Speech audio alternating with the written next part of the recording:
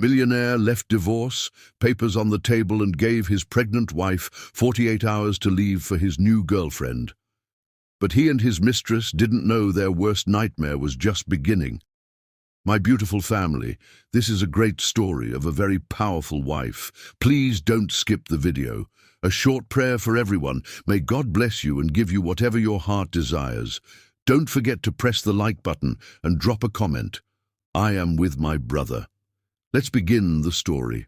When queens are betrayed, they don't weep, they sharpen their crowns.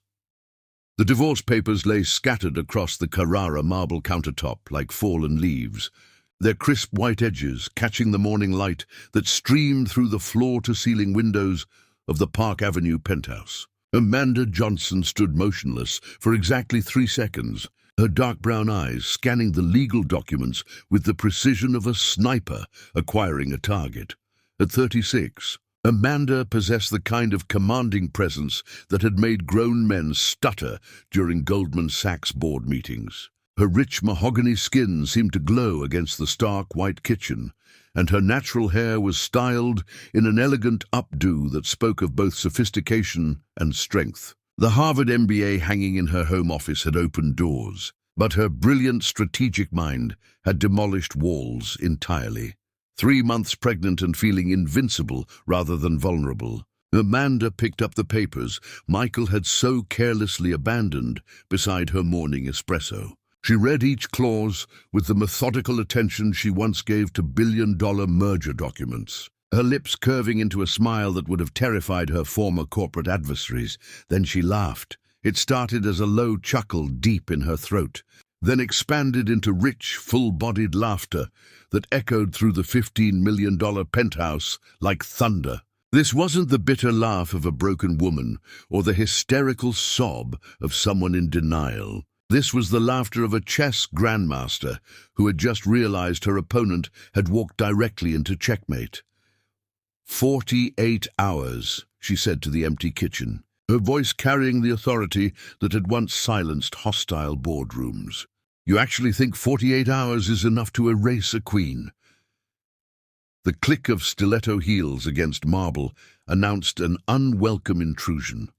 Jessica Miller emerged from the master bedroom wearing Amanda's La Perla silk robe, her bottle blonde hair deliberately tousled in what she probably considered seductive. At 27, Jessica embodied the kind of manufactured beauty that attracted weak men, artificially enhanced features, strategically applied makeup, and the hollow confidence of someone who had never faced genuine adversity. "Good morning, Amanda," Jessica purred, clearly anticipating tears or rage. Her voice carried the saccharine sweetness of artificial sugar. "I hope there won't be any unpleasantness about this." Amanda turned with predatory grace, her movements fluid and controlled. The morning sickness that had plagued her for weeks seemed to have evaporated, replaced by crystal-clear focus that sharpened every sense. "Unpleasantness," she repeated, setting the papers down with deliberate precision. "Darling, you've just handed me the greatest gift of my professional career."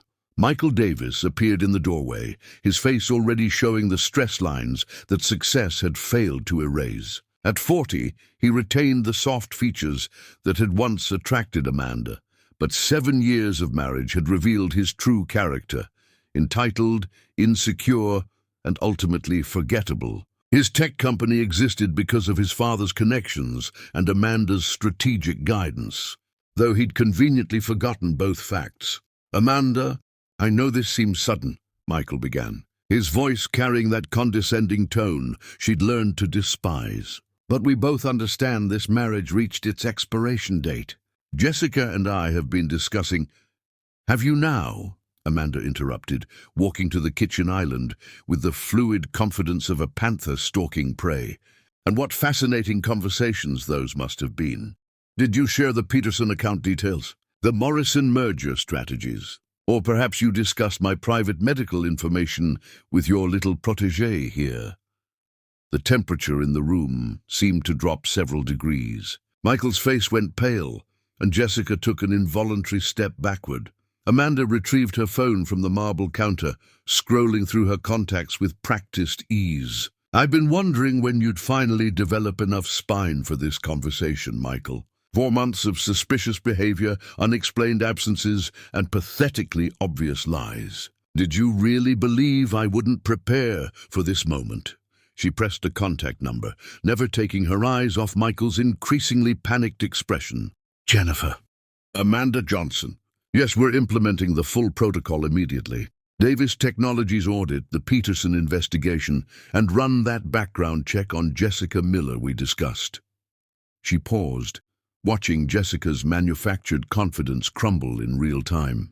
"Perfect. I'll expect the preliminary findings within the hour." "What are you doing?" Michael's voice cracked slightly, the entitled bravado beginning to fracture.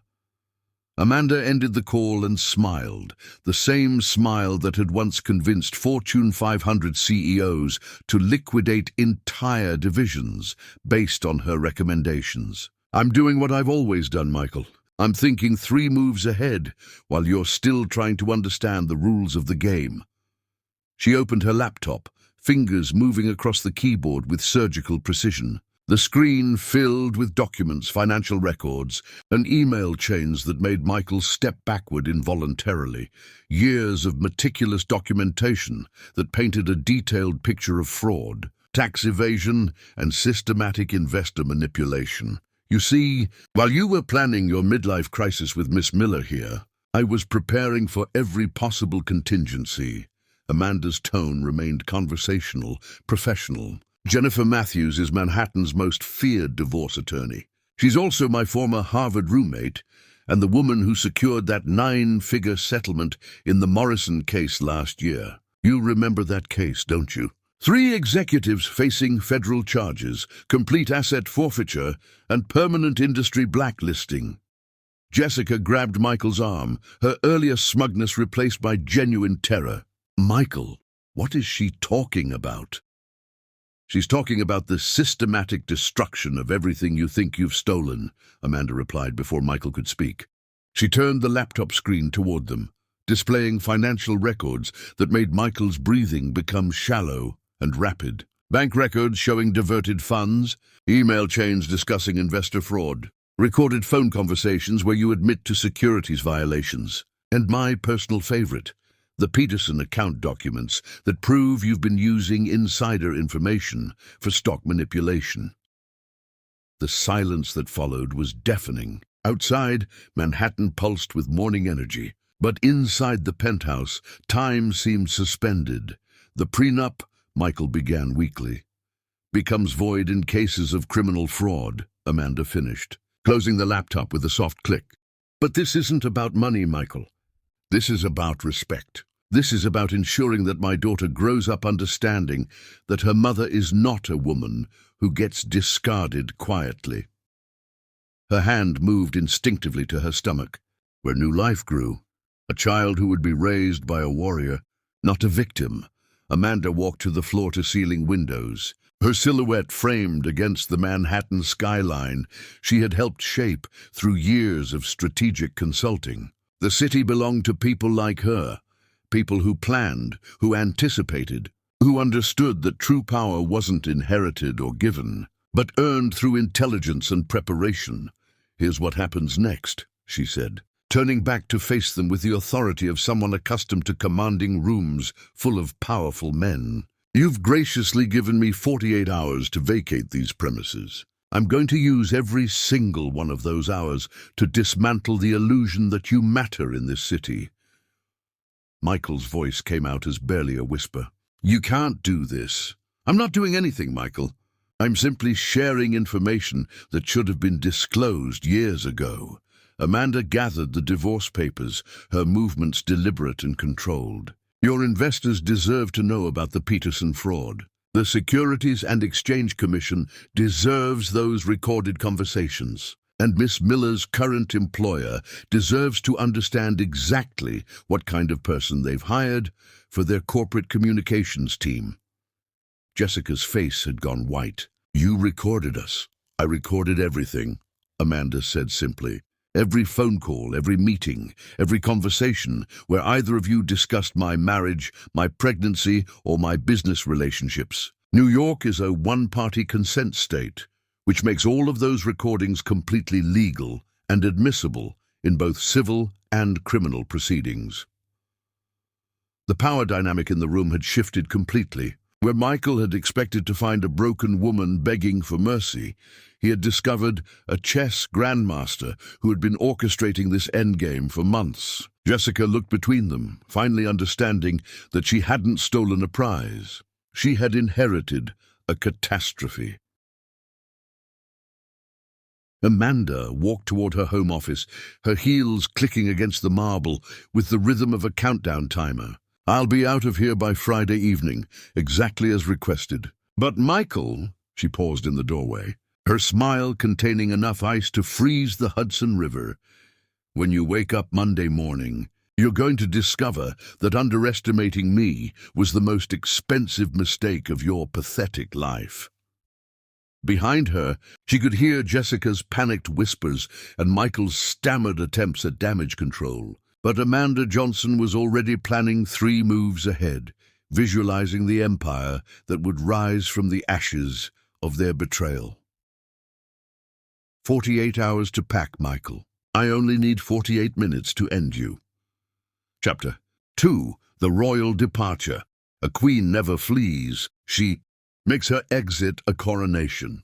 Friday evening arrived with the precision of Amanda's strategic planning. The Park Avenue penthouse hummed with carefully orchestrated activity as Manhattan's most exclusive relocation service, the same company that had discreetly moved 2 Supreme Court justices and the Secretary of Treasury, executed Amanda's departure. With military efficiency, she stood in her walk-in closet, a space larger than most Manhattan studio apartments, selecting items with the calculated precision of a general choosing weapons for battle. Every piece represented power.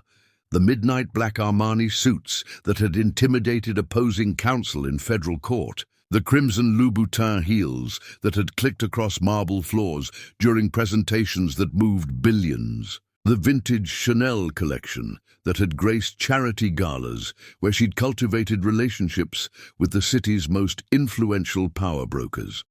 "Mrs. Johnson, your transportation has arrived," announced Maria Santos, the housekeeper who had served the Davis household for 9 years. Her voice carried profound respect that Michael had never earned, and her dark eyes held the admiration reserved for those who recognize authentic strength. Maria had witnessed Amanda's transformation over 48 hours, from betrayed wife to strategic predator, and understood she was observing history.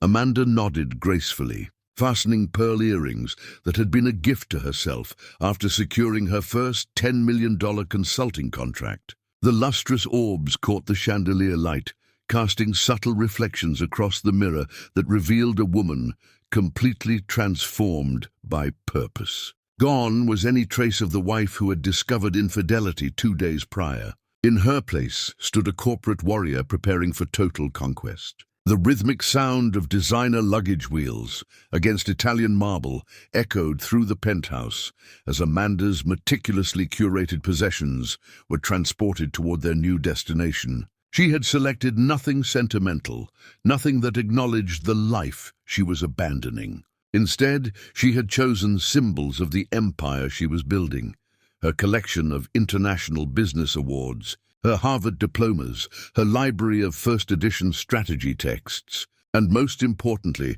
the extensive documentation files that contained the ammunition for Michael's destruction. Jessica appeared in the master bedroom doorway, draped in one of Amanda's $5,000 silk robes. The irony was exquisite. The girl was literally wearing the spoils of a war she had already lost without realizing it. "I want you to understand that I hold no animosity toward you personally," Jessica declared, her voice artificially sweetened with false magnanimity. "Michael explained that your marriage had been emotionally dead for years." Amanda paused in her packing, turning to study Jessica with the detached fascination of a scientist examining an interesting but ultimately irrelevant specimen. Animosity, she repeated, the word rolling off her tongue like she was tasting something foreign and distasteful. My dear child, animosity requires acknowledgement of equal status. You're simply collateral damage in a much larger strategic operation. She returned to folding a platinum-grey blazer that had been tailored specifically for her by a designer who clothed European royalty. Tell me, Jessica, what exactly did Michael promise you? The penthouse, the Hampton estate, perhaps a prominent position in his company. Amanda's smile was arctic in its beauty, because in approximately 72 hours, none of those assets will exist in any form you'd recognize. The color drained from Jessica's artificially enhanced features as the implications penetrated her comprehension. She had assumed Amanda's departure represented surrender, not the opening movement of total warfare. Michael emerged from his home office, his face haggard from 2 sleepless nights spent frantically attempting damage control. His fingers were stained with ink from signing emergency documents, and his usually pristine appearance had deteriorated into something approaching desperation. The Hamptons' property, he said without preamble, his voice hoarse from hours of phone negotiations. Your name isn't on the deed. The yacht, the art collection, the wine cellar, you have no legal claim to any of it. Amanda continued packing with unhurried precision, folding each garment as if she had unlimited time rather than 30 minutes remaining before her departure deadline. Legal claims are fascinating constructs, Michael. They depend entirely on the legitimacy of the ownership structure. She placed a hand-beaded evening gown into tissue paper with reverent care. What happens to property acquisitions when the underlying income is proven fraudulent? When tax evasion is documented? When federal prosecutors begin asset seizure proceedings? The question hung in the air like smoke from an explosion. Michael's breathing became shallow as he processed the implications of his crumbling empire. You're bluffing, he whispered, but his voice carried no conviction. Am I? Amanda closed her suitcase with a decisive snap, the sound echoing like a judge's gavel delivering final verdict. Maria, would you please confirm that my documents have been securely transferred to the vehicle? The housekeeper nodded with obvious satisfaction. Yes, Mrs. Johnson. All 15 boxes of financial records, the safe deposit box contents, and your personal files are loaded and secured. Jessica's eyes widened with dawning horror. What documents? 7 years of meticulous record-keeping, Amanda explained with professional detachment. Bank statements, email correspondences, recorded phone conversations, CC filing irregularities, tax document discrepancies, and my personal favorite, the complete Peterson account reconstruction that proves systematic investor. Fraud dating back to your company's initial public offering. She walked to the floor-to-ceiling windows one final time, gazing out at the Manhattan skyline that would soon bow to her influence rather than Michael's inherited mediocrity. The city pulsed with evening energy, millions of people pursuing their ambitions while unaware that they were witnessing the transfer of significant power. Mrs. Johnson, Maria said softly, the building manager and several neighbors have gathered in the lobby. They wish to pay their respects. Amanda's smile transformed from arctic to genuinely warm, the first authentic emotion she had displayed in 48 hours. How thoughtful. I shall greet them before departing. She turned to Michael and Jessica, who stood frozen like deer, sensing an approaching predator. I want to express gratitude for this experience. You've provided me with the perfect motivation to demonstrate what happens when people mistake temporary inconvenience for permanent defeat. Amanda glided toward the penthouse entrance, her heels clicking against marble with the rhythm of a countdown timer reaching 0. Behind her, she heard Jessica's panicked whisper, Michael, what have we done? The elevator descended through 15 floors of Manhattan luxury, carrying Amanda toward the lobby where her future awaited. Through the mirrored walls, she observed her reflection, a woman transformed by betrayal into something far more dangerous than she had ever been as a wife. The lobby doors opened to reveal Mrs. Chen from the 12th floor, Mr. Rodriguez from the penthouse across the hall, and 3 other neighbors who had witnessed Amanda's grace under pressure over the years. They stood in respectful formation, their expressions conveying admiration rather than pity. Mrs. Johnson, Mrs. Chen said formally, "We wanted you to know that your dignity throughout this difficult situation has been an inspiration to all of us." Amanda inclined her head graciously, accepting their tribute with queenly composure. "Your support means more than you realize. Change can be intimidating, but it also creates opportunities for those brave enough to seize them." Mr. Rodriguez stepped forward, his voice carrying quiet intensity. "If there's anything you need, references, connections, business introductions, please don't hesitate to contact any of us." "Thank you," Amanda replied with genuine warmth. "I suspect our paths will cross again under more favorable circumstances." She walked through the building's marble lobby toward the street, where her black Bentley waited like a royal carriage. The driver, a distinguished gentleman named James, who had served Manhattan's elite for 2 decades, opened the rear door with ceremonial precision. "Where to, Mrs. Johnson?" he inquired respectfully. "The St. Regis," Amanda replied, settling into the leather interior with fluid elegance. "The presidential suite has been prepared for my arrival." As the Bentley pulled away from the building that had housed her former life, Amanda permitted herself one glance backward at the penthouse windows. Michael and Jessica were visible as small figures pressed against the glass, watching her departure with expressions of mounting dread. Amanda retrieved her phone and placed a call that would initiate the next phase of her strategic campaign. "Jennifer, Amanda Johnson, the preliminary phase is complete. Initiate full disclosure protocols Monday morning. Yes, every document, every recording, every piece of evidence." She paused, watching Manhattan's lights blur past the window as her new life accelerated into motion. "And Jennifer, make sure the press receives advance copies. I want this story to lead every business publication in the city." The Bentley merged into Manhattan traffic, carrying Amanda Johnson toward her coronation as the city's newest power broker. Behind them, the penthouse grew smaller until it disappeared entirely, much like Michael's relevance in her expanding universe. The Queen has left the building. Now watch the castle crumble. Chapter 3. The Empire Begins. Every revolution starts with a single phone call from someone who refuses to lose.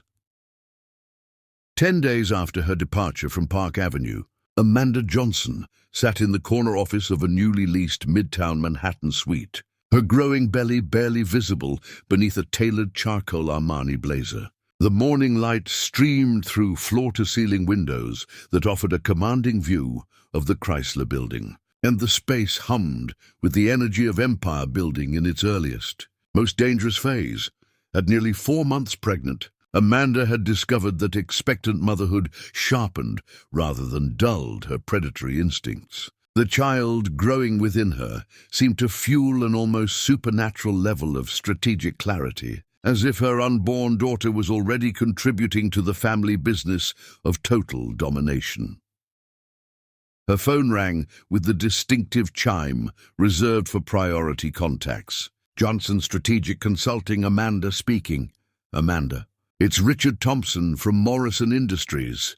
The voice carried the exhausted relief of a man who had found salvation after months of corporate chaos. "I've been reviewing the strategic analysis you sent yesterday regarding our expansion into the European markets. It's absolutely brilliant, exactly the kind of innovative thinking we've been missing." Amanda smiled, making notes on the legal pad that already contained the names of 17 Fortune 500 companies she intended to acquire as clients within 60 days. "I'm pleased you found it valuable, Richard. When would you like to schedule our implementation meeting?" "As soon as possible. I'm terminating our contract with Davis Technologies immediately." Their recent strategic recommendations have been not just inadequate, but actively harmful to our quarterly projections. Thompson's voice carried the bitter tone of someone who had discovered they'd been paying premium rates for amateur advice. Can you handle a complete corporate restructuring project worth approximately $50 million in implementation costs? Amanda's pen stopped moving as she processed the magnitude of what she'd just accomplished. Morrison Industries had been Michael's largest client for 3 years, representing nearly 40% of his company's annual revenue. In a single phone call, she had just delivered a devastating blow to his financial foundation. "Richard, I would be honored to guide Morrison through this transition," she replied with professional composure that concealed her inner triumph. "I'll have my team prepare a comprehensive proposal by tomorrow morning." After ending the call, Amanda allowed herself exactly 30 seconds of pure satisfaction before placing the next strategic phone call. Her fingers moved across the screen with practiced efficiency, selecting another name from her carefully cultivated network of Manhattan's most powerful executives. Charles Morrison. "Amanda Johnson, I hope you received the market analysis I sent regarding your pharmaceutical division's expansion opportunities." She paused, listening to his enthusiastic response. "Excellent. I'm calling to inform you that I'm now accepting select clients for my new strategic consulting firm. Would you be interested in discussing an exclusive advisory relationship?"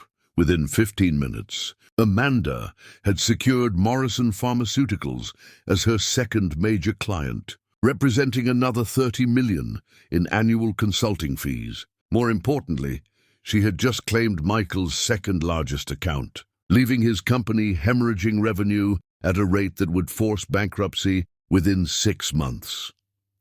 Her assistant, Rebecca Martinez, a Harvard MBA graduate Amanda had poached from Goldman Sachs, appeared in the doorway, carrying a thick folder of documents. "Mrs. Johnson, the background reports you requested have arrived. Also, Jennifer Matthews is holding on line 3. Thank you, Rebecca. Please schedule client meetings for Morrison Industries and Morrison Pharmaceuticals for tomorrow morning and afternoon, respectively. Then contact the Peterson Group and inform them that I'm prepared to discuss their infrastructure project." Amanda gestured toward the chair across from her desk. "And please sit down. I want your analysis of the Davis Technologies financial projections."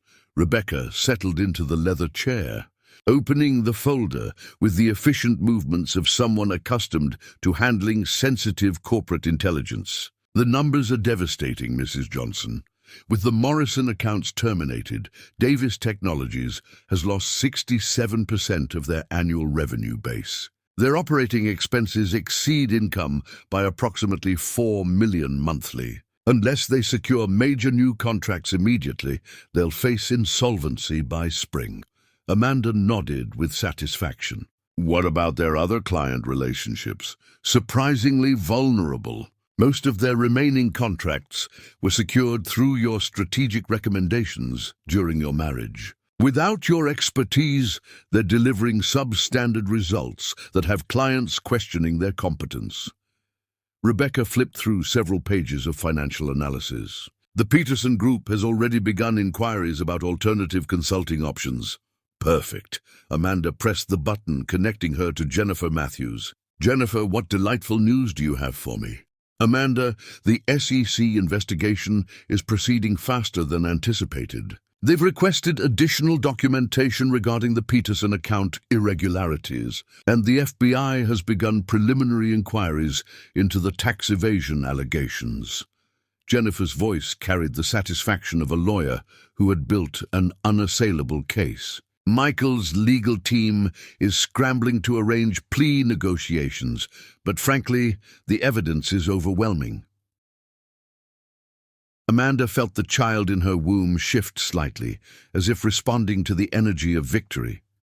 What about the divorce proceedings?" "We'll file the amended petition Monday morning. Given the criminal fraud evidence, the prenuptial agreement is completely void. You're entitled to 50% of all marital assets, plus damages for emotional distress and corporate theft. I estimate the settlement will exceed 20 million, not including the value of intellectual property you developed during the marriage.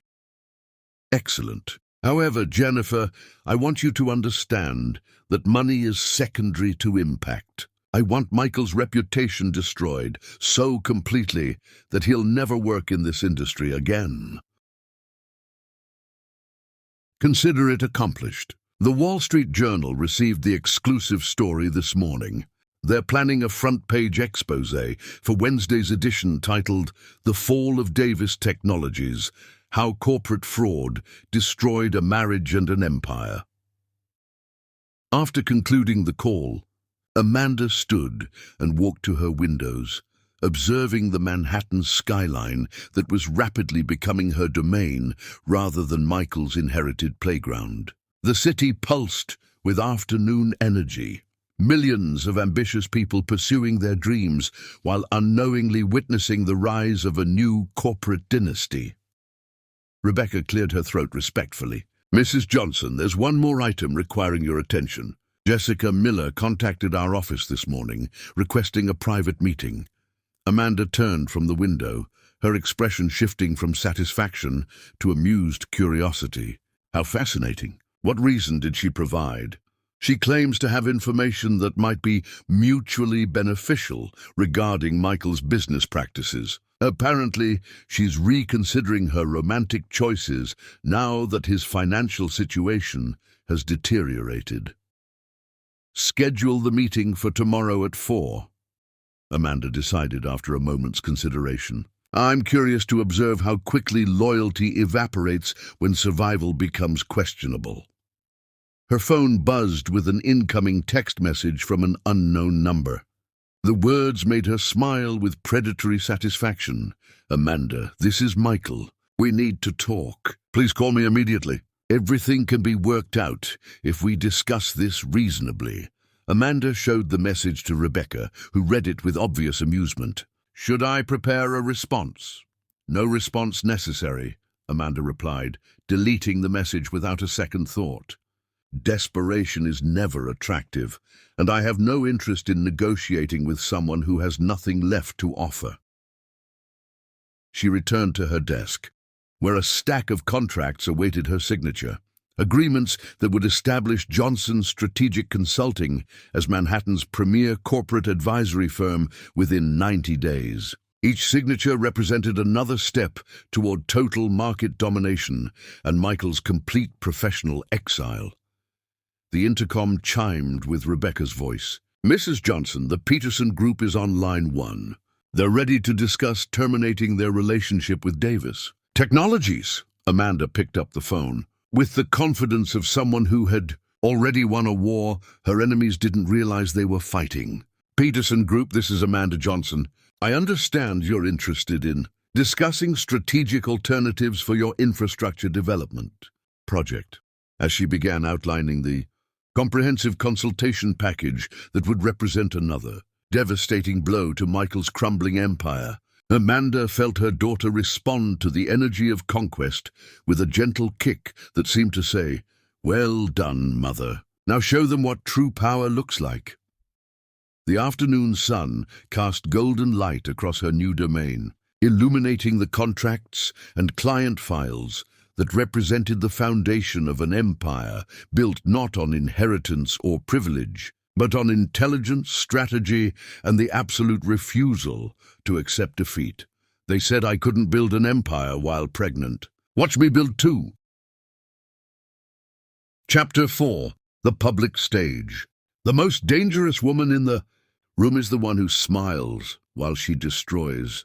You. The Metropolitan Museum of Art's Temple of Dender glowed with golden light as Manhattan's elite gathered for the annual Winter Charity Gala. The kind of exclusive event where billion-dollar deals were negotiated between champagne toasts and where social hierarchies were established with the precision of military campaigns. Amanda Johnson arrived precisely at 8:30, fashionably late enough to ensure maximum impact, but early enough to demonstrate she operated by her own schedule rather than social convention. At 4 months pregnant, Amanda had never looked more magnificent. Her custom Valentino gown, a masterpiece of midnight blue silk that cost more than most people's annual salaries, had been tailored to accommodate her changing figure while accentuating her natural elegance. The subtle curve of her belly was visible but not prominent, suggesting strength and fertility rather than vulnerability. Her jewelry was minimal but devastating. Platinum and diamond earrings that caught the museum lighting like captured stars, and her wedding ring conspicuously absent from her left hand. Mrs. Johnson greeted Harrison Mills, the oil executive whose company Amanda had restructured the previous year, saving him approximately $200 million in projected losses. "You look absolutely radiant this evening." Amanda smiled with the genuine warmth she reserved for those who had proven their intelligence and loyalty. "Harrison, thank you.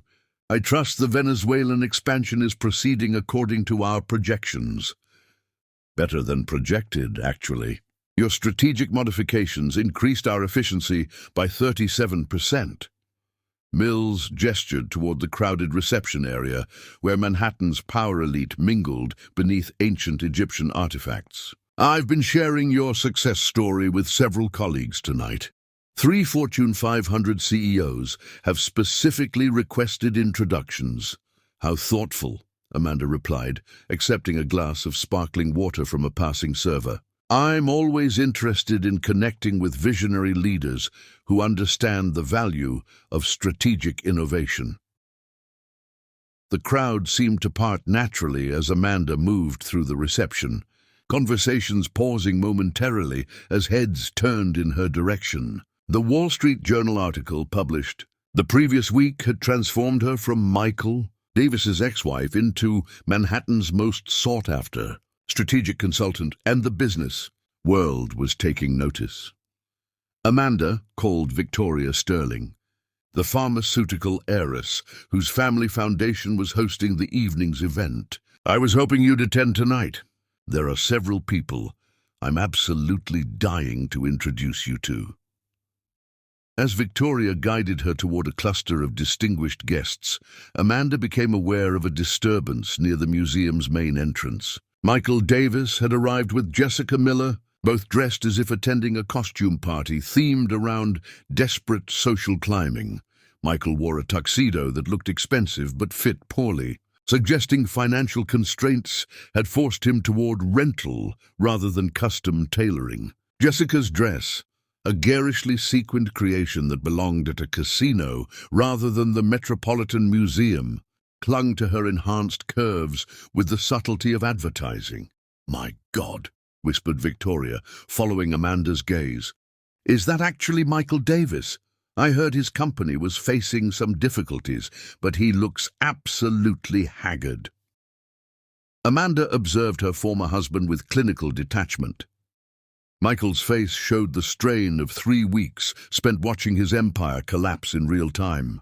Dark circles beneath his eyes, premature aging around his mouth, and the nervous energy of someone perpetually on the verge of panic. Jessica clung to his arm with increasing desperation, clearly aware that she had tied her social aspirations to a sinking vessel. "Ladies and gentlemen," announced the evening's master of ceremonies, "please join us in the main hall for tonight's presentation and auction." The crowd moved collectively toward the museum's grand staircase, a migration of Manhattan's most powerful individuals seeking entertainment and tax-deductible charitable giving. Amanda found herself naturally positioned near the front of the procession, her presence commanding respect from people who controlled billions in assets and influenced global markets. The main hall had been transformed into an elegant auction venue, with carefully arranged seating that reflected the city's social hierarchy. Amanda was escorted to a prime table near the front, surrounded by pharmaceutical executives, real estate moguls, and technology innovators who represented the future of American capitalism. Michael and Jessica were seated toward the back of the room, their isolation so complete it might have been orchestrated by a social pariah coordinator. Amanda could see them attempting to engage neighboring tables in conversation, their efforts met with polite disinterest that bordered on contempt.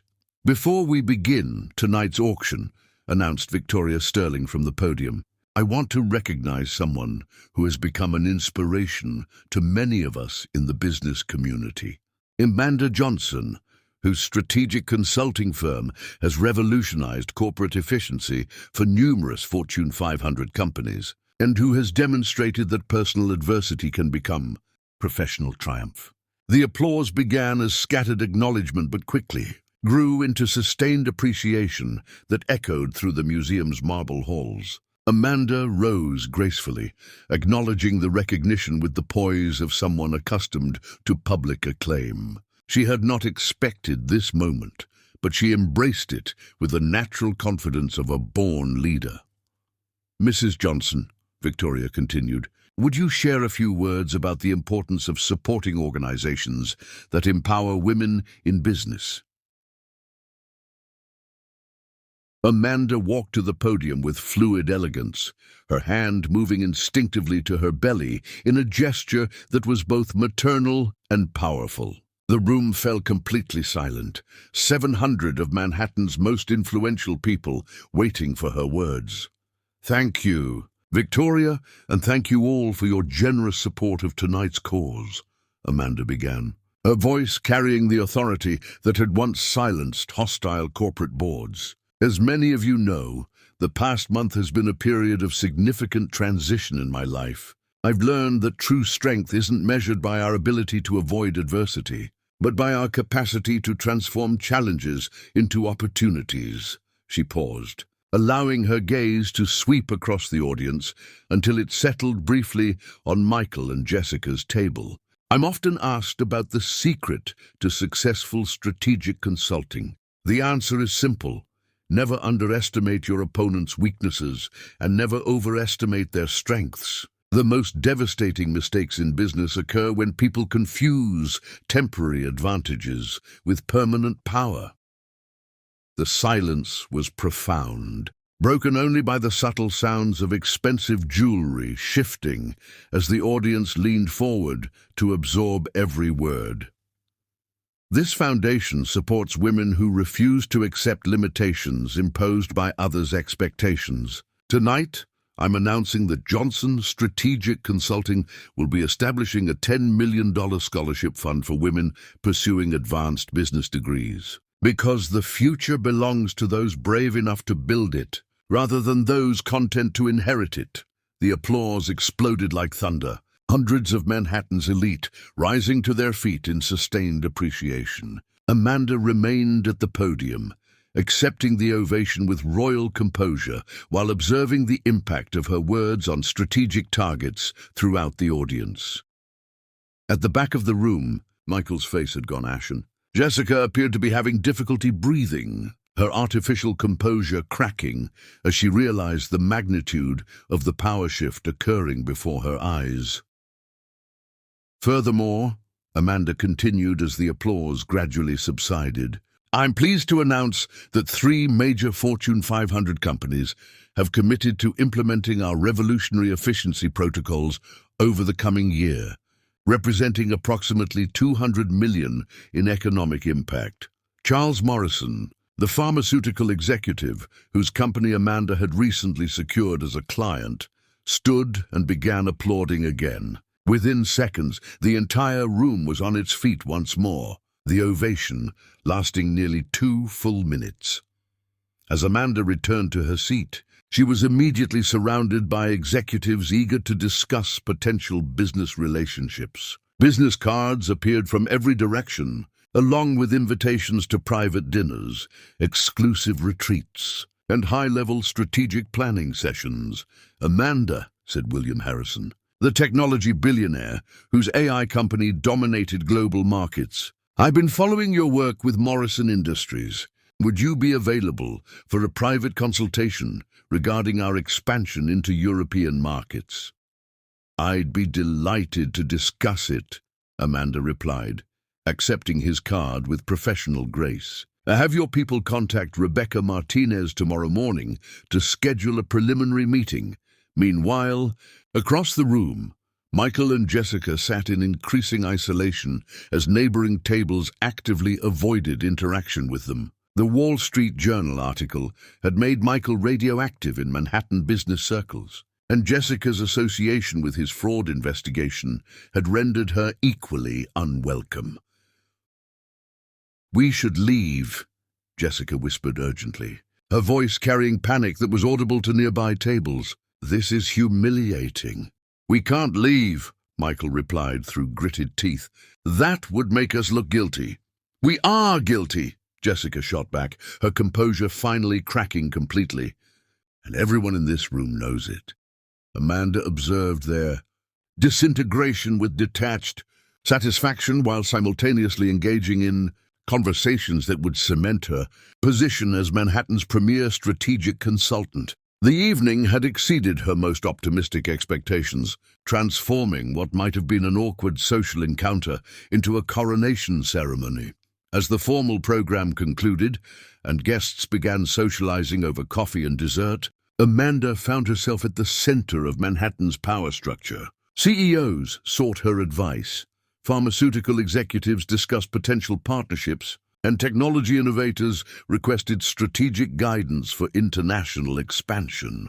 The contrast with Michael's situation could not have been more complete. He and Jessica made their exit during the dessert course, slipping away like shadows, while the room's attention remained focused on Amanda's magnetic presence. "Mrs. Johnson," said Harrison Mills as the evening wound toward its conclusion, "I hope you'll consider this just the beginning of your emergence as Manhattan's most influential business leader. Tonight's response suggests you have unlimited potential for impact."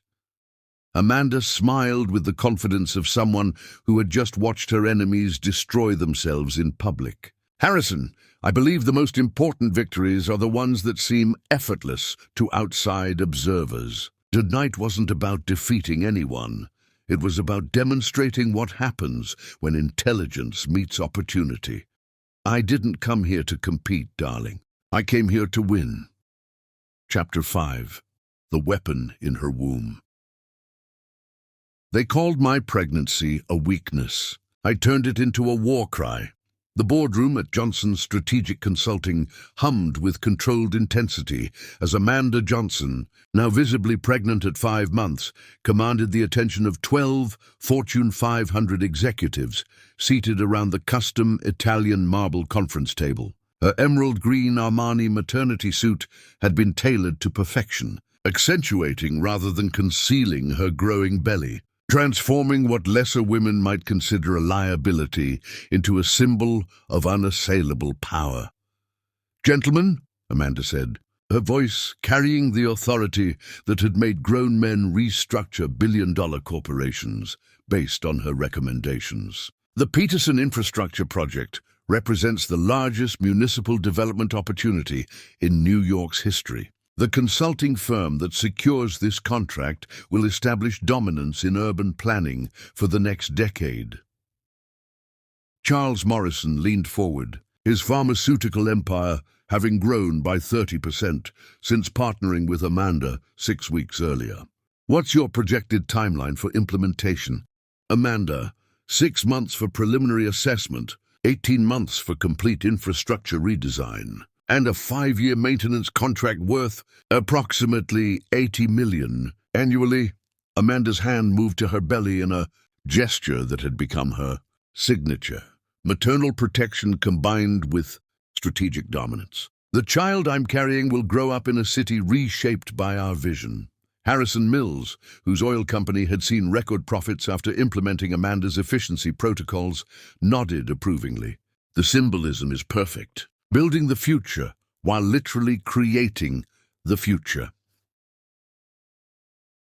Through the floor-to-ceiling windows of her corner office, Amanda could see the December snow beginning to dust Manhattan's skyline. Winter in New York was brutal and unforgiving, much like the business environment she had learned to dominate with surgical precision. Her pregnancy had progressed beautifully, each week bringing increased energy rather than the fatigue other women experienced.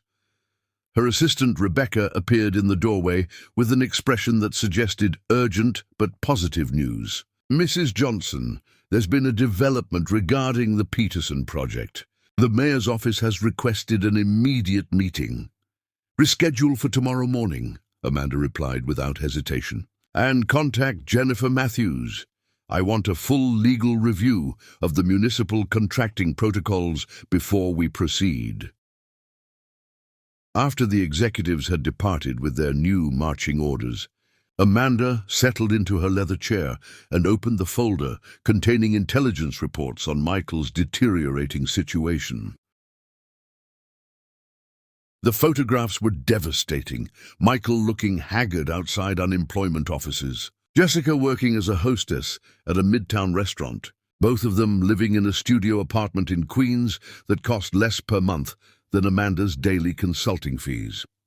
Her phone buzzed with an incoming call from an unknown number. Amanda's instincts told her to ignore it, but curiosity won. Johnson Strategic Consulting. Amanda, please don't hang up. This is Jessica. The voice was barely recognizable. Gone was the artificial confidence, replaced by genuine desperation. I need to speak with you. It's about Michael, about things you need to know. Miss Miller, Amanda replied with professional detachment, I believe we have nothing to discuss. You're wrong. Michael has been planning something that involves your pregnancy, your business, everything. Jessica's voice cracked with exhaustion. Please just give me 10 minutes. I have information that could protect you. Amanda considered the request with tactical precision. Information was currency in Manhattan's business world, and even desperate sources could provide valuable intelligence. Tomorrow at 3 o'clock, my office. Come alone, and come prepared to provide substantive information. That evening, Amanda attended the Manhattan Business Women's Association annual dinner, where she had been invited as the keynote speaker. The Waldorf Astoria's grand ballroom glowed with crystal. Chandeliers as 500 of the city's most successful professional women gathered to celebrate achievements and plan strategic initiatives for the coming year. Ladies, Amanda began from the podium, her pregnancy clearly visible in the elegant spotlight. I stand before you tonight as living proof that our greatest challenges can become our most powerful weapons. 5 months ago, I discovered that the man I had trusted with my heart and my business insights had chosen betrayal over loyalty. The audience leaned forward collectively, captivated by Amanda's magnetic presence and the raw honesty of her words. I was pregnant, abandoned, and publicly humiliated. Traditional wisdom suggested I should retreat, recover quietly, and rebuild slowly. Amanda's smile was radiant with triumph. Instead, I chose to demonstrate that pregnant women don't withdraw from battle. We bring reinforcements. The applause began as scattered appreciation, but quickly crescendoed into thunderous approval that lasted nearly 2 full minutes. Amanda stood gracefully, her hand resting on her belly in a gesture that conveyed both vulnerability and strength. This child represents more than my personal future. She represents the next generation of women who will refuse to accept limitations imposed by others' expectations. My pregnancy hasn't slowed my business expansion. It has accelerated it. My clients don't see weakness when they look at me. They see someone so confident in her abilities that she's willing to build an empire while building a family. The standing ovation was immediate and sustained. 500 successful women acknowledging Amanda as their undisputed champion. In the audience, reporters from the Wall Street Journal, Forbes, and Fortune magazine scribbled notes frantically, recognizing they were witnessing the emergence of a genuine business icon.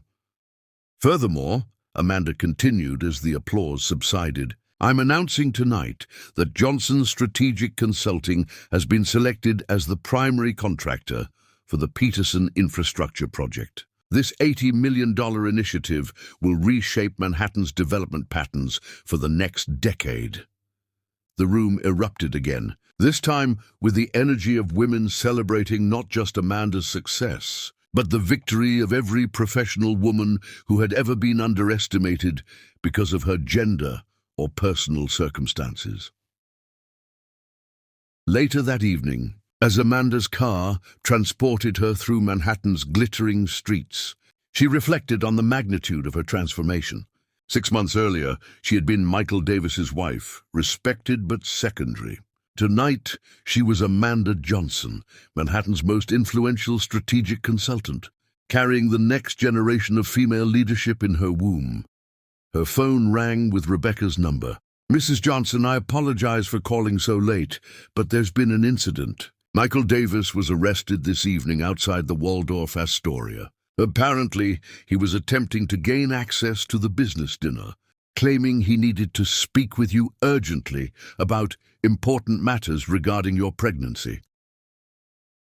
Amanda felt a surge of protective energy, her maternal instincts combining with her strategic mind to create something far more dangerous than Michael could have anticipated. "Was he alone?" "Yes, ma'am. Jessica Miller wasn't with him. The police report indicates he was intoxicated and making incoherent statements about legal rights and paternity issues." "Contact Jennifer Matthews immediately. I want a full restraining order filed by tomorrow morning. And Rebecca, begin compiling documentation for a harassment lawsuit. If Michael Davis wants to make my pregnancy a legal issue, I'll demonstrate why that's the most expensive mistake he could possibly make." The next morning, Amanda met with Jessica Miller in her office conference room, observing with clinical interest as the woman who had once seemed so confident now appeared broken by the reality of her choices. Jessica's designer wardrobe had been replaced by department store clothing, and her perfectly maintained appearance showed signs of financial strain. "Thank you for seeing me," Jessica began, her voice lacking any trace of her former arrogance. "I know you have every reason to hate me." "I don't hate you," Amanda replied with complete honesty. "Hatred requires emotional investment, and you simply don't warrant that level of attention." Jessica flinched at the dismissal but continued. "Michael has been obsessing over your pregnancy. He believes the child might be his, and he's been talking to lawyers about paternity rights, custody claims, anything he can use to force you back into his life." Amanda's expression didn't change, but internally she felt the child respond to her surge of protective fury with a strong kick that seemed to say, "Show them what we're made of." "Mother, how fascinating," Amanda said calmly. "Does Michael understand that paternity requires conception during our marriage, and that medical records clearly establish the timeline of my pregnancy? He's not thinking rationally. The bankruptcy, the criminal charges, losing everything. He's desperate enough to try anything." Jessica leaned forward desperately. "I'm telling you this because I realize now that I destroyed my life for someone who was never worth it. Michael Davis is not the man either of us thought he was." Amanda stood and walked to her windows, observing the Manhattan skyline that increasingly reflected her influence rather than Michael's fading relevance. "Miss Miller, I appreciate the information. However, you seem to misunderstand something fundamental about my situation." She turned back to face Jessica, her pregnancy radiating power rather than vulnerability. "I'm not afraid of Michael's desperation. I welcome it. Every foolish move he makes provides additional ammunition for the complete destruction of his reputation and the permanent protection of my family." Jessica's face showed dawning comprehension of Amanda's absolute confidence. "You want him to challenge you legally." "I want him to try everything in his pathetic arsenal," Amanda confirmed with serene certainty. "Because when the dust settles, everyone will understand that Amanda Johnson doesn't just win battles. She eliminates threats so completely they never recover. This child isn't just my daughter, she's my dynasty." In Chapter 6, the mistress cracks the other. Woman always discovers she was never the main character. The studio apartment in Queens felt like a prison cell compared to the Park Avenue penthouse Jessica Miller had briefly called home. January wind rattled the single window while she sat on the threadbare couch, watching Amanda Johnson's interview on Bloomberg television with a mixture of fascination and growing horror. On the screen, Amanda radiated confidence and authority, her 6-month pregnancy adding regal gravitas to her already commanding presence.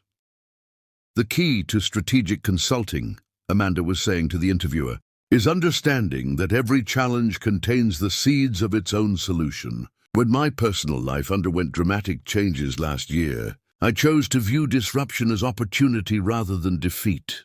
Jessica turned up the volume, desperate to understand how the woman she had so carelessly dismissed had transformed into Manhattan's most celebrated business leader, while her own life had disintegrated into poverty and regret. "Mrs. Johnson," the interviewer continued, "your firm has secured over $300 million in contracts since November. How do you balance such rapid expansion with preparing for motherhood?" Amanda's smile was luminous with triumph. "My daughter isn't separate from my business success. She's part of it. Every contract I negotiate, every strategic decision I make, is building the world she'll inherit. Pregnancy hasn't slowed my ambitions. It's given them deeper purpose." The camera captured Amanda's hand moving to her belly in the gesture that had become her trademark. Protective, powerful, and utterly confident. Jessica felt something break inside her chest as she recognized the gulf between Amanda's soaring trajectory and her own catastrophic fall. "Turn that off." Michael's voice cut through the apartment like a blade. He emerged from the bathroom, his appearance shocking even by recent standards. Unshaven, wearing the same clothes for 3 days, his eyes held the manic intensity of someone teetering on the edge of complete breakdown. "She's talking about the Peterson project again," Jessica said softly, not moving to change the channel. $80 million, Michael. That could have been yours. It was mine," Michael exploded, his voice cracking with hysteria. "That project, those clients, that entire network, I built all of it. She stole my life, my future, everything I worked for." Jessica watched him pace the cramped apartment like a caged animal, his movements erratic and increasingly violent. This was not the confident businessman who had seduced her away from her previous relationship. This was something broken, something dangerous. "Maybe you should stop watching her interviews," Jessica suggested carefully. "It's not healthy." "Don't tell me what's healthy." Michael spun toward her, his face twisted with rage that seemed directed as much at her as at Amanda. "You have no idea what I've lost because of her manipulation." Jessica flinched at his tone, suddenly aware that she was trapped in 800 square feet with someone whose sanity was rapidly deteriorating. "Michael, please calm down. Getting angry won't change anything." "Won't change anything," he laughed, a sound completely devoid of humor. "Jessica, I've been working on something that will change everything. Amanda thinks she's untouchable, but she's made one crucial mistake." "What are you talking about?" Michael walked to their tiny kitchen table, pulling out a manila folder filled with documents, photographs, and what appeared to be surveillance reports. "I've been documenting her business practices, her client meetings, her personal routines. There are inconsistencies in her corporate filings, potential conflicts of interest, violations that could bring down her entire empire." Jessica felt cold dread spreading through her stomach as she realized the extent of Michael's obsession. "You've been following her, taking pictures." "I've been gathering evidence," Michael corrected, his eyes gleaming with manic purpose. "Amanda Johnson isn't the business genius everyone thinks she is. She's a fraud, just like she always accused me of being. And when I expose her, when I destroy her reputation the way she destroyed mine, everything will go back to the way it was meant to be." "Michael, this is insane. You can't what? Can't fight back. Can't reclaim what's rightfully mine." He grabbed Jessica's shoulders with enough force to leave bruises. "That child she's carrying could be mine, Jessica. The timeline is suspicious, and if I can prove paternity, I can claim custody rights, force her into negotiations, make her understand that she can't simply erase me from existence." Jessica stared at him in horror, finally understanding the depth of his delusion. Michael wasn't just financially bankrupt, he was mentally unhinged, driven by obsession to construct fantasies that had no basis in reality. "The baby isn't yours," she said quietly. "We both know the conception timeline. You were with me when—" "Shut up!" Michael shoved her backward, sending her stumbling against the wall. "You don't know anything. You're just another mistake, another complication I have to manage while I fix this situation."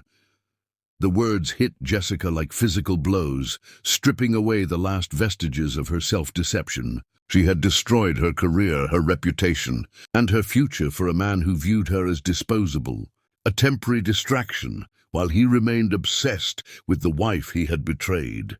On the television, Amanda's interview continued, the camera capturing her in the elegant conference room where she commanded respect from Fortune 500 executives. The contrast between Amanda's rising empire and Jessica's collapsing reality was so stark, it seemed impossible they existed in the same universe.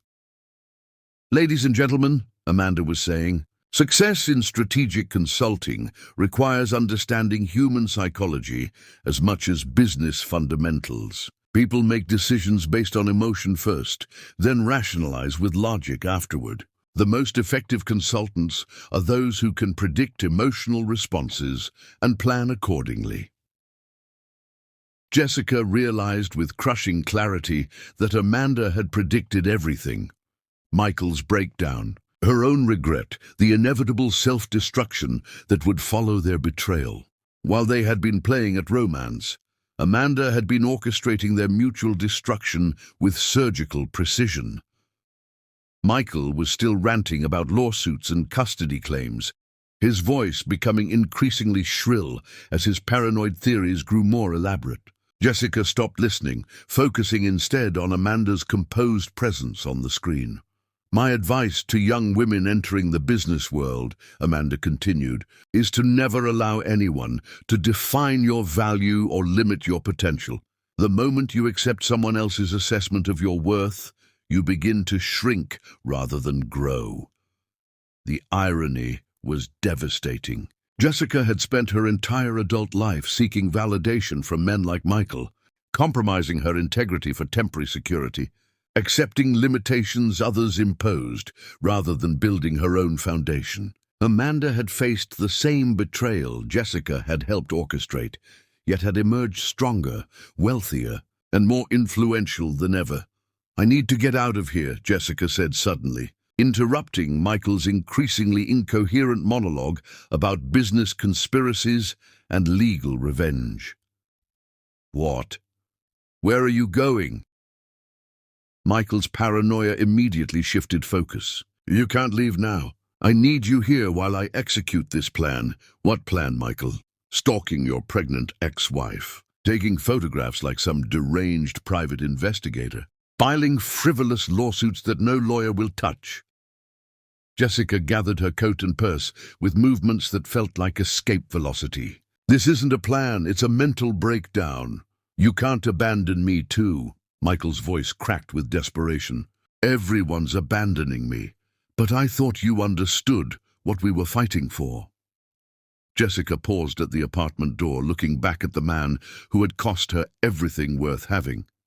"Michael, we're not fighting for anything. You're fighting against reality, and I'm finally done pretending your delusions make sense. If you leave, you'll have nothing. No job, no money, no future." "I already have nothing," Jessica replied with brutal honesty. "The difference is, now I know it's my own fault rather than someone else's conspiracy." She walked out into the January cold, leaving Michael screaming threats and promises into the empty apartment. On the street, she pulled out her phone and looked up the contact information for Johnson's Strategic Consulting, wondering if there was any possibility of redemption for someone who had made every wrong choice at every crucial moment. The Bloomberg interview was concluding as she walked past an electronics store display. On dozen screens, Amanda Johnson smiled with serene confidence, her hand resting on her belly as she discussed building empires and raising the next generation of leaders. Jessica stopped walking, staring at the multiple images of the woman whose life she had tried to steal, finally understanding the magnitude of her miscalculation. She hadn't competed with Amanda Johnson. She had simply revealed her own irrelevance while Amanda conquered Manhattan. I thought I was stealing a king. I was just babysitting a coward. Chapter 7. The tables turn. Revenge is a dish best served with interest rates and hostile takeovers. The February snow fell steadily outside the floor-to-ceiling windows of Johnson Strategic Consulting, blanketing Manhattan in pristine white that reflected the morning sun like scattered diamonds. Amanda Johnson sat behind her custom mahogany desk, now 7 months pregnant and radiating the kind of maternal authority that had made her the most sought-after strategic consultant in North America. Her burgundy silk maternity dress, tailored by the same designer who clothed European royalty, accentuated both her pregnancy and her power with breathtaking elegance. The intercom chimed with Rebecca's voice. "Mrs. Johnson, security is reporting an unauthorized visitor in the lobby. Michael Davis is demanding to speak with you, claiming it's urgent business regarding bankruptcy proceedings." Amanda's hand moved instinctively to her belly, where her daughter responded to the mention of her biological father's name with a strong kick that seemed to say, "Handle this, Mother." At 7 months, the pregnancy had reached the stage where Amanda's maternal instincts had merged seamlessly with her business acumen, creating something far more formidable than either force alone. "Have security escort him to conference room B," Amanda decided after a moment's consideration. "Full documentation protocol, cameras, audio recording, and witness present. I want every word of this conversation preserved for legal purposes." 20 minutes later, Amanda entered the conference room to find Michael Davis slumped in a chair like a defeated general awaiting terms of surrender. 3 months of complete professional and personal collapse had aged him a decade. His hair had gone prematurely gray. His face showed the sunken features of someone who had lost significant weight, and his clothes hung loosely on his diminished frame like expensive fabric draped over a scarecrow. "Michael," Amanda said, settling into the chair across from him with fluid grace despite her advanced pregnancy. "I understand you wish to discuss business matters." "Amanda, please." His voice cracked with exhaustion and desperation. "I know you hate me. I know I destroyed everything good between us, but I'm drowning. The federal investigation, the asset seizures, the complete destruction of everything I built. I need your help." Amanda studied him with the detached curiosity of a scientist observing a particularly interesting specimen. "Help? How fascinating! What exactly do you imagine I could do to assist someone in your circumstances? You have influence now, connections I could never match. Your consulting firm has relationships with every major corporation in Manhattan. One word from you, one recommendation, could give me a chance to rebuild." Michael leaned forward desperately. "I'm not asking for forgiveness, just for an opportunity to survive." "Survive," Amanda repeated, tasting the word like fine wine. "An interesting choice of terminology. Tell me, Michael, what exactly are you surviving?" "The FBI investigation is nearly complete. They're preparing federal indictments for securities fraud, tax evasion, and investor manipulation. My lawyer says I'm looking at 7 to 10 years in federal prison unless I can demonstrate cooperation and restitution."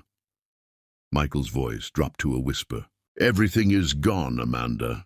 The company, the assets, the reputation, there's nothing left." Amanda's expression remained serene as she processed the magnitude of Michael's destruction. Her strategic campaign had succeeded beyond even her most optimistic projections, systematically dismantling his empire while building her own into something unprecedented in Manhattan's business history. "And Jessica?" Amanda inquired with polite interest. "How is Miss Miller managing these challenging circumstances?" "Jessica left me 3 weeks ago. She said she couldn't watch me destroy myself with obsession and paranoia." Michael's laugh was bitter and broken. She was probably right. I've spent the last 3 months plotting ways to hurt you, to expose you, to somehow drag you down to my level. But you were always 3 moves ahead, weren't you?" "I was," Amanda confirmed with simple honesty. "While you were planning betrayal, I was preparing for war. While you were celebrating your supposed victory, I was documenting your crimes. While you were assuming I would collapse quietly, I was building an empire that makes your former company look like a neighborhood lemonade stand." She stood and walked to the window, her pregnancy evident, but in no way diminishing her commanding presence. Manhattan stretched out below them, a city that now responded to her influence rather than his inherited mediocrity. "You want to know the difference between us, Michael? I build things that last. You inherited things that crumble." Amanda turned back to face him, her dark eyes holding no trace of mercy. "Your father's connections, your trust fund advantages, your assumption that being born wealthy made you intelligent, all of it was built on quicksand." "I know I was wrong about everything," Michael said, his voice breaking completely. "I know I threw away the best thing in my life for someone who never mattered. But Amanda, I'm begging you, not as your ex-husband, not as someone who hurt you, but as someone who's about to lose everything. Please help me." Amanda returned to her chair, moving with the deliberate grace of someone who held absolute power over another person's fate. "You're asking me to help you. Let me understand this correctly. You want the woman whose marriage you destroyed, whose trust you betrayed, whose business insights you stole, to somehow rescue you from the consequences of your own actions. I know how it sounds. It sounds like the fantasy of someone who fundamentally misunderstands the nature of power," Amanda interrupted, her voice cutting through his desperation like surgical steel. "Let me explain something about consequences, Michael. When you left those divorce papers on our kitchen counter, you weren't just ending a marriage, you were declaring war on someone who had spent 7 years learning every weakness in your armor." Michael's face went pale as he began to understand the scope of Amanda's strategic planning. Every client you've lost, every investor who's abandoned you, every business relationship that's dissolved, none of it was coincidence. It was orchestrated. While you were playing house with Jessica Miller, I was systematically destroying every foundation your professional life was built upon. You planned all of this. "I planned every piece of it," Amanda confirmed with serene satisfaction. "Your SEC investigation, based on documents I provided, your criminal charges, evidence I compiled over 3 years of marriage, your social exile, information I shared with carefully selected individuals, your complete professional destruction, the natural result of exposing incompetence that had been hidden by my strategic contributions." Michael stared at her in horror as the full magnitude of his miscalculation became clear. "You've been planning my destruction for years. I've been preparing for every contingency since the day I realized. You viewed our marriage as a business merger rather than a partnership." Amanda's hand moved to her belly, where her daughter kicked approvingly. "This child will grow up understanding that her mother doesn't just win battles, she prevents them by ensuring her enemies destroy themselves." "Amanda, please. I'll do anything, sign anything, pay anything, admit to anything. Just give me one chance to start over." Amanda studied him for a long moment, observing how completely the entitled businessman had been reduced to a beggar pleading for scraps. "Michael, you seem to misunderstand something fundamental about our current relationship." She leaned forward slightly, her voice dropping to barely above a whisper. "I'm not your savior. I'm not your second chance. I'm not your path to redemption." Her smile was beautiful and absolutely terrifying. "I'm your consequence." The silence that followed was complete, broken only by the sound of Manhattan traffic far below and Michael's increasingly labored breathing as the reality of his situation crystallized. There will be no help, no mercy, no opportunity for resurrection. You will face federal indictment, serve your sentence if convicted, and emerge as a felon with no prospects and no future. And while you're counting days in a cell, I'll be building the empire that my daughter will inherit, an empire built on the ashes of your stupidity." Michael's composure finally shattered completely. "You can't do this to me. We were married for 7 years. That has to count for something." "It does count for something," Amanda replied, standing to signal the end of their meeting. "It counts as 7 years of evidence regarding your character, your competence, and your complete unsuitability for success in any meaningful capacity." She walked to the door, her movements graceful despite her advancing pregnancy. "Security will escort you from the building. If you attempt to contact me again, my legal team will add harassment charges to your already impressive collection of federal indictments." "Amanda, wait. The baby, my rights as the father." Amanda paused in the doorway, her expression shifting to something that made Michael shrink back in his chair. "Michael, you have exactly 0 rights regarding my daughter. Genetically, legally, and morally, you are irrelevant to her existence.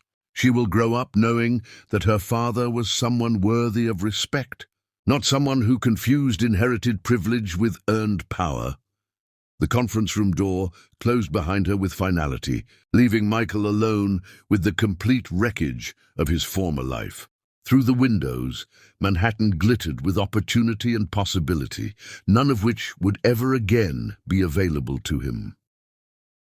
Amanda returned to her office, where Rebecca was waiting with contracts representing another $100 million in strategic consulting agreements. The business world had responded to her pregnancy, not with discrimination, but with increased respect for someone powerful enough to build empires while building families. "I'm not your savior, Michael. I'm your reckoning." Chapter 8. The Birth of Power. Queens give birth to kingdoms. The private maternity suite at Mount Sinai, hospital's exclusive executive wing, resembled a luxury hotel more than a medical facility. With Italian marble floors, crystal chandeliers, and floor-to-ceiling windows offering panoramic views of Manhattan's skyline, Amanda Johnson, now in her final weeks of pregnancy and preparing for the culmination of both her pregnancy and her complete domination of New York's business elite, conducted her morning board meetings from the hospital's state-of-the-art conference room while her obstetrician monitored her condition with military precision. "The Henderson Industries acquisition is proceeding ahead of schedule," Rebecca Martinez reported, her iPad displaying financial projections that would have been fantasy just 8 months earlier. "They've agreed to our terms completely. $75 million for strategic restructuring, with Johnson Strategic maintaining operational control for the next 5 years. Amanda nodded approvingly, her hand resting on her belly where her daughter had grown strong and active, seemingly energized by her mother's expanding empire. At 39 weeks, the pregnancy had reached the stage where Amanda's maternal power had become legendary throughout Manhattan's business community. Executives spoke in hushed tones about the woman who could negotiate hostile takeovers between contractions and close multi-million-dollar deals while preparing for motherhood. "What's our current valuation?" Amanda asked, adjusting her position in the leather chair that had been specifically designed for pregnant executives by European craftsmen who understood that power, never took maternity leave.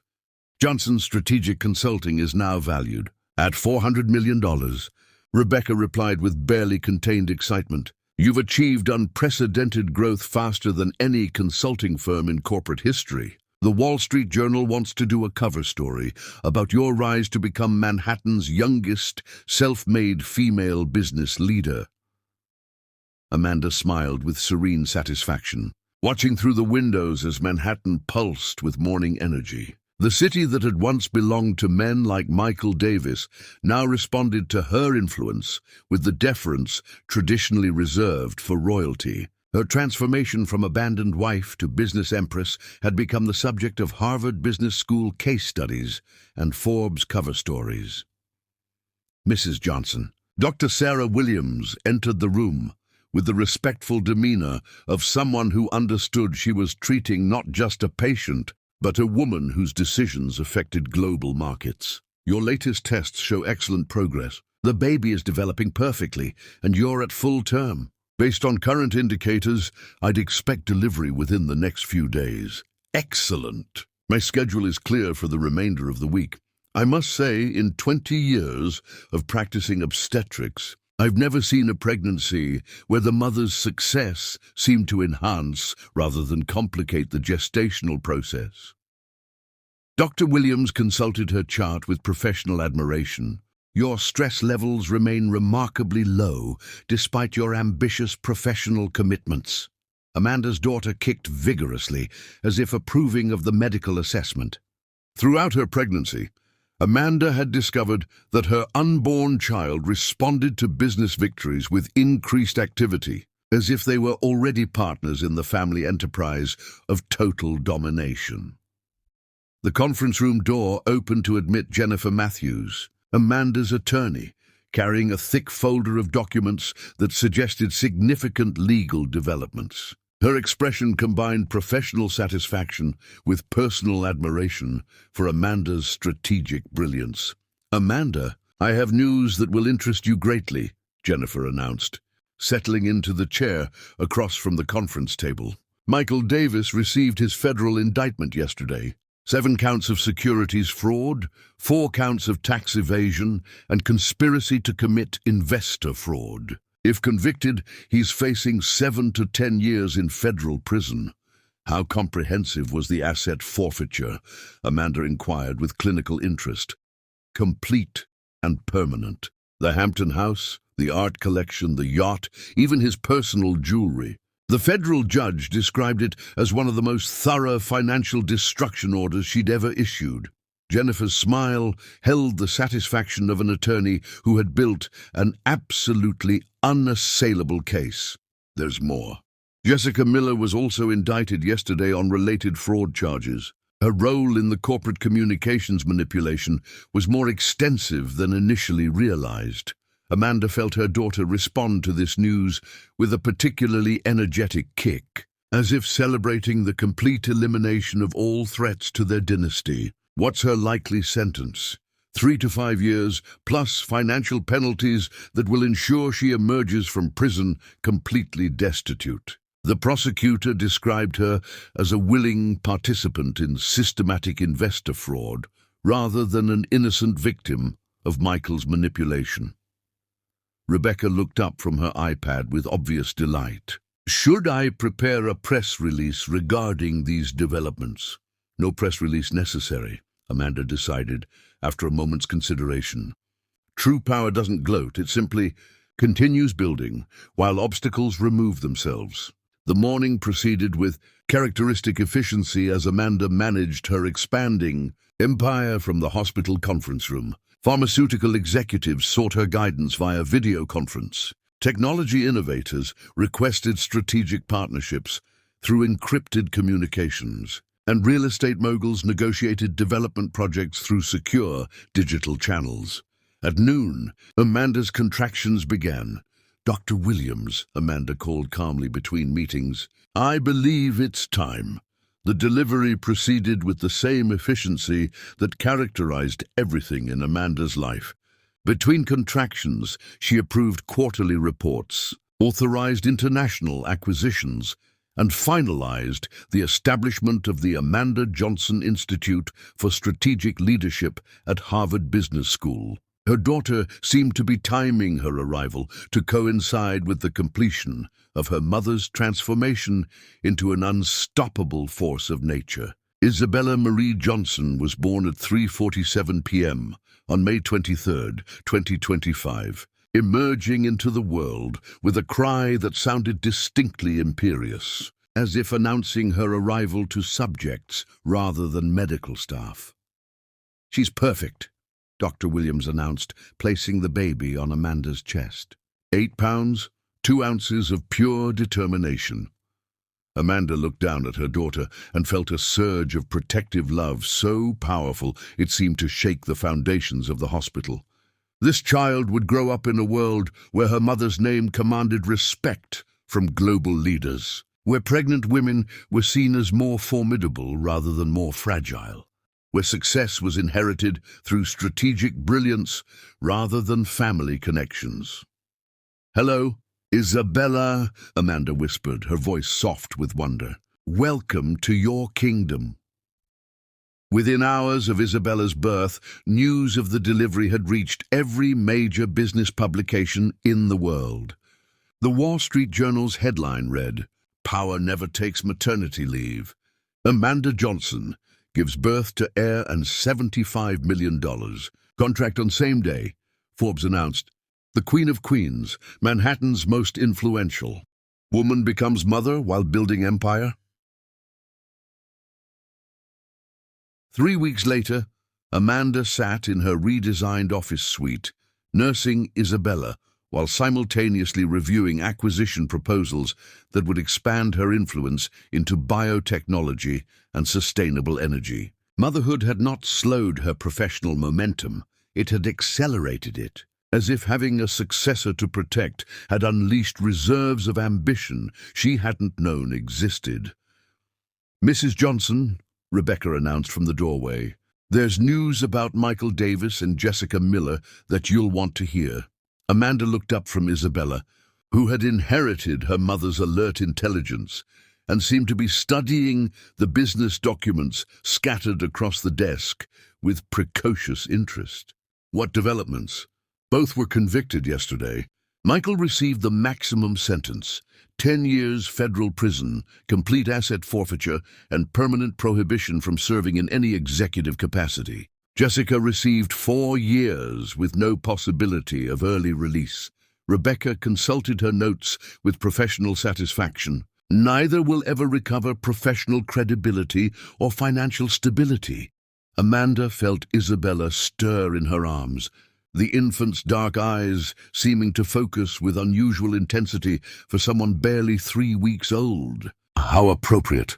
And the timing works perfectly for the Manhattan Business Summit." "The summit." Rebecca's eyes lit up with understanding. "Will you be attending?" "I'll be delivering the keynote address. It's being billed as the most significant gathering of global business leaders in a decade."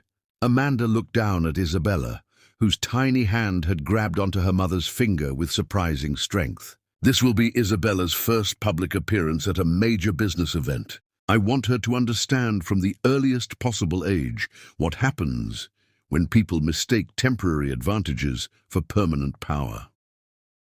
I didn't just give birth to my daughter. I gave birth to your downfall." Chapter 9.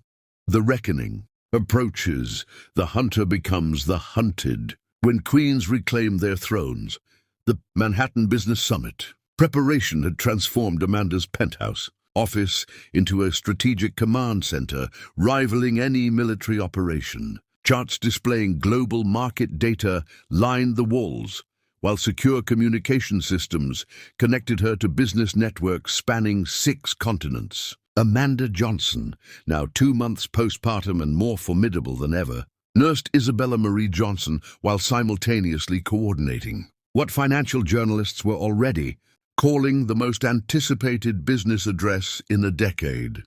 The Tokyo merger confirmation just arrived. Rebecca Martinez reported from her position beside Amanda's executive chair, coordinating the international expansion that had made Johnson Strategic Consulting the most sought-after firm in 3 countries.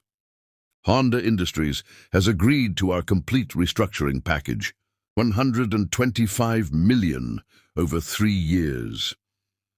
Amanda shifted Isabella to her shoulder, the 2-month-old infant seeming to absorb the energy of international deal-making with remarkable composure. Motherhood had not diminished Amanda's legendary focus, it had refined it, channeling her strategic brilliance through the fierce protectiveness that had made her untouchable in Manhattan's business circles. "Excellent. Contact the London office. I want the European expansion." Protocols finalized before the summit. Amanda's voice carried the calm authority of someone who had discovered that building Empires and raising future leaders were not competing demands, but complementary expressions of feminine power. Dr. Sarah Williams had cleared Amanda for full professional activity at 8 weeks postpartum, noting that her recovery had been medically unprecedented and attributing her remarkable resilience to what she termed purpose-driven maternal energy. Isabella had thrived from birth, as if inheriting her mother's supernatural capacity for success, along with her dark eyes and determined temperament. "Mrs. Johnson," Rebecca continued, consulting her tablet with the efficiency of someone managing a global enterprise, "the summit venue has been confirmed. 3,000 business leaders from 42 countries will be attending. Your keynote address is scheduled as the closing presentation. They want you to have the final word on the future of strategic consulting." Amanda smiled, feeling Isabella's tiny hand grasp her finger with the same determination that had characterized every Johnson family business victory. Perfect. In the media coverage, unprecedented. Wall Street Journal, Forbes, Fortune, Bloomberg, Financial Times, and Economist will all have exclusive access. CNN is planning live coverage, and CNBC wants to broadcast the entire speech internationally. Rebecca's voice carried barely contained excitement. They're calling it the coronation of a queen. The irony was not lost on Amanda. 9 months earlier, she had been dismissed with 48 hours' notice by a man who had mistaken inherited privilege for earned power. Today, she commanded global attention while nursing the daughter who would inherit an empire built on intelligence, strategy, and the absolute refusal to accept defeat. "Isabella seems particularly alert today," Amanda observed, looking down at her daughter, whose dark eyes appeared to be studying the market projections displayed across multiple screens. "I think she's ready for her debut on the world stage." The summit was scheduled for August 15th at the Jacob K. Javits Convention Center, where Amanda would address an audience that included every Fortune 500 CEO, every major pharmaceutical executive, and every technology innovator who mattered in the interconnected world of global capitalism. Her speech, titled "Building Empires: How Personal Crisis Becomes Professional Triumph," would chronicle her rise from abandoned wife to international business icon. "I want the presentation to demonstrate something that's never been shown before," Amanda instructed, bouncing Isabella gently as the baby gurgled contentedly. "A woman can simultaneously build the future and create the future. Isabella represents the next generation of leaders who will refuse to accept limitations imposed by others' expectations." Rebecca nodded, making notes on her tablet. "Should I arrange for the special podium modification?" "Yes, I want Isabella visible throughout the address. The world needs to understand that maternal power and professional dominance are not contradictory forces, they're multiplicative ones." The weeks leading up to the summit had seen Amanda's influence expand across continents. Her biotechnology investments were revolutionizing medical research. Her sustainable energy initiatives were reshaping international environmental policy, and her strategic consulting protocols had become the global standard for corporate efficiency. Forbes had estimated her net worth at $500 million. Making her one of the youngest self-made female billionaires in American history. Meanwhile, Michael Davis and Jessica Miller remained imprisoned in federal facilities, their convictions serving as cautionary tales about the consequences of underestimating strategic brilliance. Michael's 10-year sentence had been upheld on appeal, ensuring he would remain incarcerated until Isabella was old enough to understand why her mother had needed to eliminate threats to their family's security. "Mrs. Johnson," Rebecca announced, "I've received confirmation that the summit will be broadcast live in 43 languages. Your address will reach an estimated global audience of 50 million business professionals." Amanda felt Isabella respond to the energy of impending victory with excited movement. her tiny arms reaching toward the market displays as if already prepared to command the financial universe. 50 million witnesses to the demonstration of what authentic power looks like.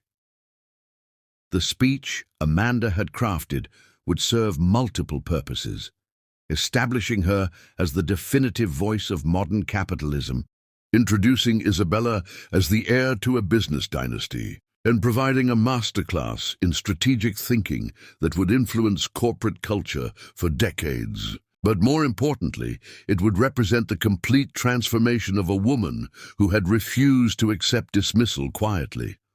"I want you to understand something. Isabella," Amanda whispered to her daughter as evening light cast golden rays across their Manhattan domain.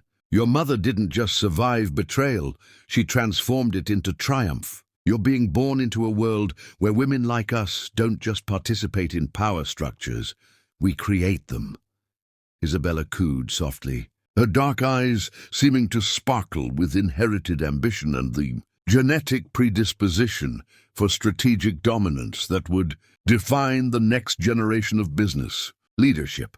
The countdown to Amanda's triumph had begun. In 72 hours, she would stand before the world's most powerful executives, holding the daughter who represented the future, delivering the address that would cement her legacy as the woman who had redefined success itself. Tomorrow, the world will witness the coronation of a queen and the funeral of fools. Chapter 10. The Final Victory. Some women survive their storms. I became the storm. The Jacob K. Javits Convention Center had been transformed into a cathedral of capitalism, with 3,000 of the world's most powerful executives gathered beneath soaring glass ceilings that reflected the August morning sun like scattered diamonds. Amanda Johnson stood at the podium's center, 11-week-old Isabella Marie Johnson, sleeping peacefully in a custom carrier designed to showcase both mother and daughter to the global audience, both dressed in coordinating ivory silk that seemed to glow under the stage lights.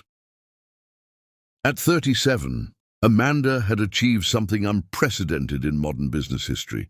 She commanded global markets while nursing an infant, managed international acquisitions while raising the next generation of female leadership, and had redefined power itself to include the fierce protectiveness of motherhood. The audience before her represented every Fortune 500 company, every major financial institution, and every government economic advisor who mattered in the interconnected world of international commerce. "Ladies and gentlemen," Amanda began, her voice carrying effortlessly through the vast convention hall. "9 months ago, I discovered that the man I had trusted with my heart, my business insights, and my future had chosen betrayal over loyalty. I was pregnant, publicly humiliated, and given 48 hours to disappear quietly from the life I had helped build." Isabella stirred slightly against her mother's chest, as if responding to her voice with the instinctive recognition that she was witnessing something historic. Amanda adjusted the carrier with practiced grace, demonstrating that maternal care and professional dominance were not competing forces, but complementary expressions of feminine power. Traditional wisdom suggested I should retreat, heal privately, and slowly rebuild my confidence. Instead, I chose to prove that pregnant women don't withdraw from battle. We bring reinforcements.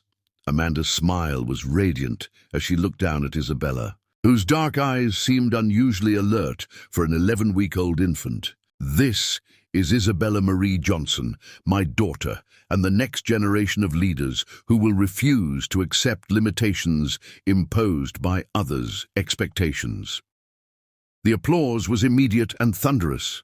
3,000 business leaders, rising to their feet in acknowledgement of something they had never seen before, a woman who had transformed personal devastation into professional triumph while literally creating new life. The ovation continued for nearly 3 full minutes, with camera flashes capturing images that would grace the covers of every major business publication worldwide.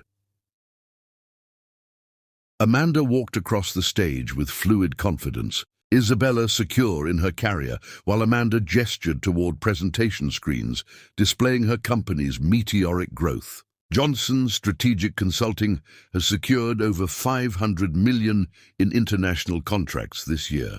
We've revolutionized corporate efficiency protocols on 3 continents, established the largest female leadership institute in academic history, and proven that pregnancy enhances rather than limits professional capacity. The audience leaned forward collectively, captivated by Amanda's magnetic presence and the revolutionary message she embodied. CEOs who controlled trillion-dollar markets were taking notes like business school students, recognizing they were witnessing the emergence of a new paradigm in corporate leadership. But true success isn't measured solely in financial terms, Amanda said, her tone becoming more intimate despite the vast audience. It's measured in the legacy we create for future generations. Isabella will grow up in a world where her mother's name opens doors that were once locked by traditional assumptions about women's roles and capabilities. Through the convention center's massive windows, the Manhattan skyline stretched toward the horizon, a city that now responded to Amanda's influence rather than the inherited mediocrity of men like Michael Davis, who sat in a federal prison cell, watching this triumph on a television monitor while finally understanding the magnitude of his miscalculation. I'm often asked about the secret to overcoming professional adversity, Amanda continued, her voice carrying the authority that had convinced Fortune 500 boards to restructure entire corporations. The answer is simple. Never confuse temporary setbacks with permanent defeats. The most devastating mistakes in business occur when people underestimate their opponent's capacity for strategic thinking. Isabella cooed softly, her tiny hand visible against her mother's silk blouse, the gesture captured by dozens of photographers and creating an image that would become iconic in business leadership circles. Today, I'm announcing that the Amanda Johnson Institute will be expanding to include campuses at Stanford, MIT, and Oxford University, with a combined endowment of $60 million dedicated to training the next generation of female business leaders. Amanda's voice resonated with conviction that seemed to shake the convention. Center's foundations. These institutions will teach what I've learned, that our greatest defeats can become our most powerful victories if we have the courage to transform pain into purpose, betrayal into motivation, and temporary setbacks into permanent advantages. The standing ovation was unlike anything the convention center had ever witnessed. 3,000 of the world's most powerful people, acknowledging the rise of a new empress who had redefined success itself. Amanda stood at the podium center, Isabella in her arms, accepting tribute from the business world with the composure of someone who had always known this moment was inevitable.